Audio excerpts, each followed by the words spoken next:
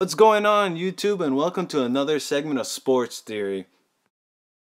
Today's topic is about an alternate timeline of LeBron James staying in Cleveland and how that would have affected the NBA today.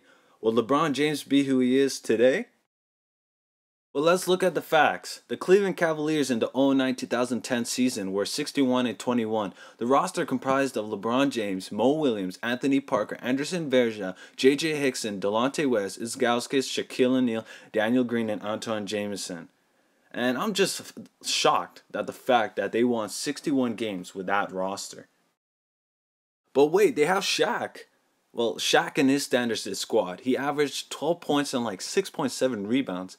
Maybe 5 years prior to that season, he would have gotten a championship with Cleveland. However, he was well beyond his prime. Anyways, they lost to Paul Pierce and the Boston Celtics in the Semi-Eastern Conference Finals. So blame Paul Pierce for destroying our hopes of LeBron James and Kobe Bryant squaring off in the finals. July 8, 2010, James announced in a one-hour show named The Decision on ESPN that he would be signing with the Miami Heat. The Cleveland Cavalier fans felt heartbroken and betrayed. However, LeBron James was dealing with pressure of winning a championship, and if he stayed, championship hopes would diminish. But, in my opinion, he should have dealt the free agency situation a little bit different. Now imagine that never happened. LeBron James stayed in Cleveland. Yay! Let's say the team stayed intact. Mike Brown got fired like in our timeline. And Shaq never went to the Boston Celtics. First off, LeBron James and Kyrie Irving would never play together if LeBron stayed. The #1 overall pick belonged to the LA Clippers in the 2011 draft, and since LeBron stayed in Cleveland, let's assume that the Cleveland Cavaliers would have won at least 50 games. So basically no chance the Cleveland Cavaliers would have obtained the #1 overall pick, let alone a first-round pick. Clippers choose Kyrie Irving, so Blake Griffin and Kyrie Irving would run the show. However, what happens to Chris Paul? When Chris Paul was finally in the free agent market, he was looking to get the hell out of New Orleans. In this alternate timeline, the Clippers chose Kyrie as their point guard, with all-star qualities, and he's younger as well. Chris Paul gets denied to play with the Lakers, so where does he go? Maybe Miami with Dwayne Wade?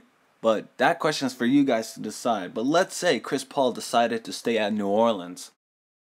That means Anthony Davis wouldn't have been with New Orleans. On the topic of D. Wade, the big three of Miami said they came together and decided that the three of them would play together. However, in this timeline, LeBron James stayed in Cleveland. What happens to Bosh and Wade? Does Bosh just leave Toronto and Chris Paul leave New Orleans? And the big three consists of Chris Paul, D. Wade, and Chris Bosh? But let's say Chris Bosh and CP3 stayed with their respective teams. If memory serves me, D. Wade was considering to go back to his hometown Chicago. That's right, imagine Derrick Rose and D. Wade together. Both are from Chicago and All-Stars.